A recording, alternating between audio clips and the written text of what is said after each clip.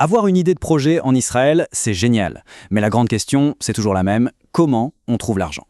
Aujourd'hui, on va décortiquer ensemble ce qu'il faut faire pour convaincre les banques.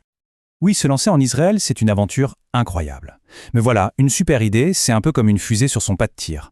Sans carburant, elle reste au sol. Et ce carburant, bien sûr, c'est le financement. Alors comment on fait? Comment on passe de l'idée qui brille dans un coin de sa tête à un dossier en béton qui va vraiment, mais alors vraiment, rassurer un banquier?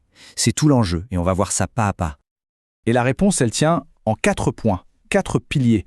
Imaginez que ce sont les fondations de votre maison. Si un seul est fragile, tout risque de s'écrouler. Les banques, elles, vont vérifier chaque pilier, à la loupe. Alors, voilà notre plan de match. On va commencer par la personne qui porte le projet. C'est la base. Ensuite, on regardera le projet lui-même, sa viabilité. Troisième point, la solidité financière, les chiffres quoi. Puis les garanties. Et on terminera avec ce qui est au fond la véritable clé du succès. Allez, on y va. Premier pilier donc, le porteur de projet.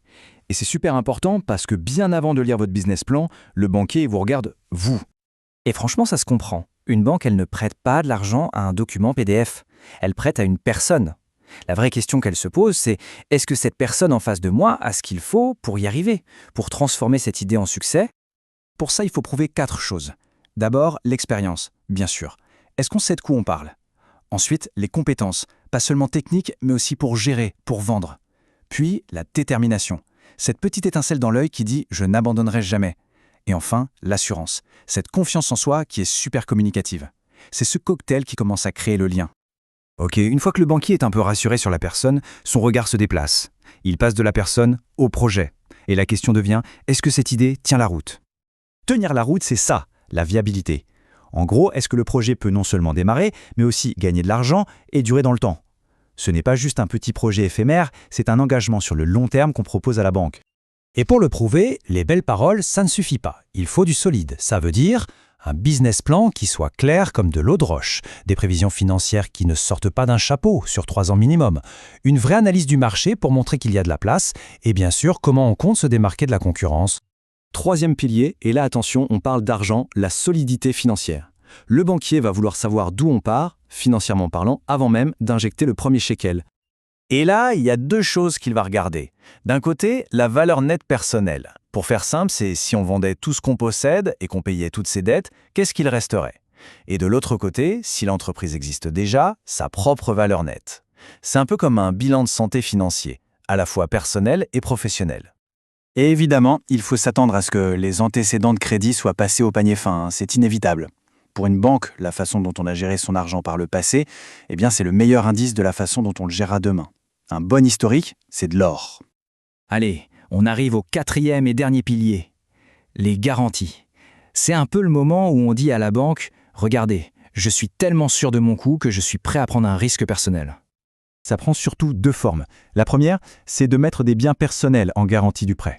Ça rassure la banque, forcément. Mais la seconde, elle est presque toujours demandée, c'est la mise de fonds personnels, l'apport.